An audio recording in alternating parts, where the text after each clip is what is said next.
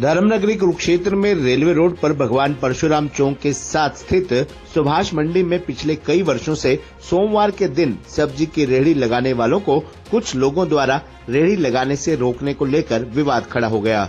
मंगलवार को सुभाष मंडी में रेहड़ी लगाने वाले एकजुट होकर समाज सेवी अशोक शर्मा के नेतृत्व में लघु सचिवालय पहुंचे। सभी रेहड़ी संचालकों ने लघु सचिवालय पर रेहड़ी लगाने से रोकने की घटना के विरोध में नारेबाजी की। इसके बाद उपायुक्त को ज्ञापन सौंपकर रेहड़ी लगाने से रोकने वालों पर कार्रवाई की मांग भी की।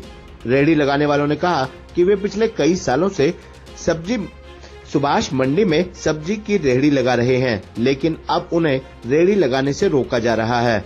समाज सेवी अशोक शर्मा ने कहा कि एक तरफ तो प्रदेश सरकार गरीबों को 100-100 गज के प्लाट देने के दावे कर रही है, वहीं दूसरी तरफ आर्थिक रूप से कमजोर रेहड़ी संचालकों का रोजगार छीनने का काम करवा रही है।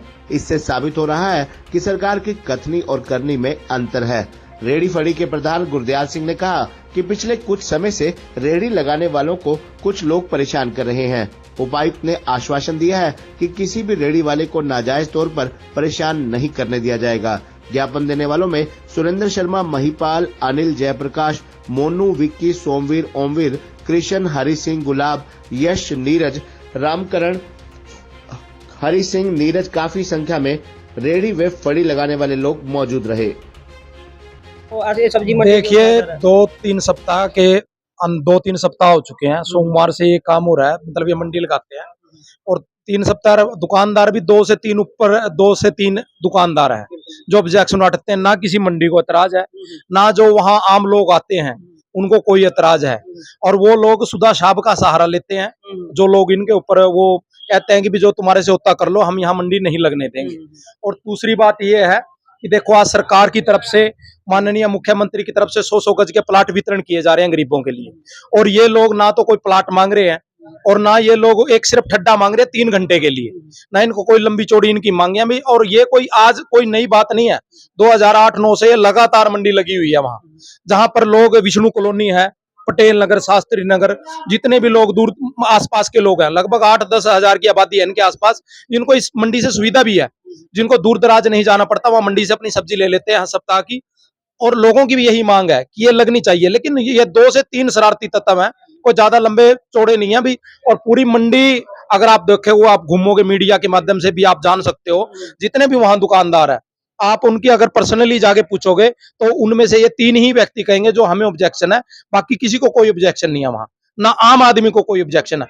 और उसके बाद भी इन मंडी वालों ने, जो बेचारे गरीब भाई वहां काम करते हैं, इन्होंने ये भी कहा भी अगर आपको यातायात के साधन में बाधा होती है, आने जाने में बाधा होती है, जिसको भी कोई ऑब्जेक्शन है हम उसको भी दुरुस्त कर देंगे। उसके बावजूद भी ये मंडी वहां लगने नहीं दी जा रही और सुधा साहब का नाम लिया जाता है। इससे तो हम आपकी मीडिया के माध्यम से सुधा साहब के पास भी मैसेज पहुंचाते हैं कि आपकी कार्य प्रणाली पे भी लोग ये सवाल उठा रहे हैं, और आप जो ये काम कर रहे हैं, ऐसे शरारती तत्वों पर आप लगाम लगाइए ताकि आपकी भी बदनामी ना हो, सरकार की भी बदनामी ना हो। कंप्लेंट किया, क्या लगता है आपको? देखिए, कंप्लेंट एक, जैसे कल ये पुलिस के पास गए, जब इन्होंने मंडी लगाने की कोशिश की, वहां झगड़ा होने की आशंका बढ़ गई, तो वहां पुलिस आई।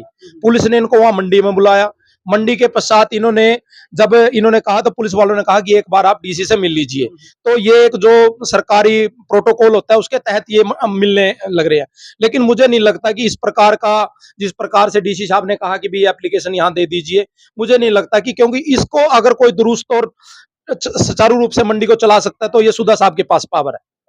क्योंकि जब तक वो डीसी साहब को नहीं बोल लेंगे तो ये काम होता नहीं नजर आता, क्योंकि डीसी साहब भी एक सरकार के प्रोटोकॉल के तहत काम करते हैं। और जब विधायक चाहेगा, अगर मंडी लगेगी, अगर विधायक ने इंटरनल इनको कहा, क्योंकि यहाँ डुलमुल रवैया, मंत्री से कुछ होगा, देखिए डुलमुल रवैया अपनाया जा रहा है।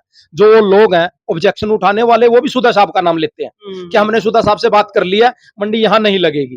तो ये जब ये लोग जो मिलते हैं, इनको भी यही कहा जाता है, सुधा साहब की तरफ से आश्वासन दिया जाता है कि आपकी मंडी लगेगी, आप घबराइए मत। कहीं ना कहीं मनमानी देखने को मिल रही है। मनमानी कह सकते हैं या आप इसको डुलमुल रवैया कह सकते हैं, मनमानी तो नहीं कह सकते, डुलमुल रवैया कह सकते हैं। तो मतलब हम तो ये कहेंगे कि ये जो विधायक साहब है, इनको इसको पूरे अपने अच्छे से संज्ञान में लेना चाहिए, क्योंकि 200 परिवार है, और 200 परिवार के साथ और भी परिवार हैं जो दूर दराज जाने से बचते हैं और वहां सब्जी वगैरह खरीदते हैं। 10,000 आबादी के बीच में ये मंडी लगती है। और दूसरा, हम इन लोगों की तरफ से एक मांग भी है, अगर ये मंडी में कोई ऑब्जेक्शन है तो सामने एक थाना है जो कभी प्राचीन थाना होता था, वहाँ 2-3 एकड़ जगह है, उसको साफ सफाई करवा के, लाइटिंग व्यवस्था करवा के, और वहां पर किसी प्रशासनिक अधिकारी को, जो पुलिस वाले को निगरानी में इस मंडी को वहां से सुचारू रूप से चलाया जा सकता है। इनके पास एक ऑब्जेक्शन हो रहा है कि अगर आप इसको करना चाहिए।